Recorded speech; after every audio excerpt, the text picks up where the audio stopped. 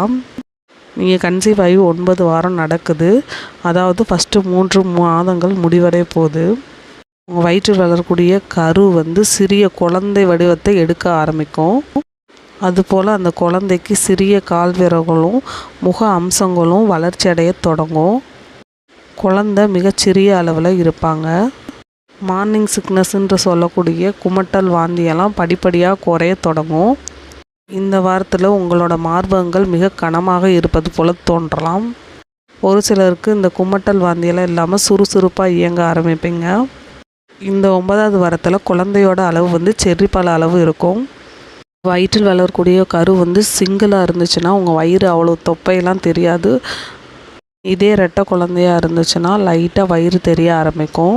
முந்தைய வாரத்தில் அந்த கருக்கு வால் போன்று இருக்கும், அது மறைந்து விட்டுருக்கும். இந்த வாரத்தில் முக்கியமான வளர்ச்சி ஏற்படும். கருவோட கண் இமைகளும் மிக முக்கியமான மூக்கு உட்பட்ட சில அமைப்புகள் வந்து உருவாகுது. குழந்தையின் தலை வந்து அவர்களின் உடலோடு ஒப்பிடும்போது கொஞ்சம் பெருசாக தான் இருக்கும். குழந்தையோட காலில் விரல்கள்லாம் தெரிய ஆரம்பிக்கும். அது மாதிரி குழந்தையோட இனப்பெருக்க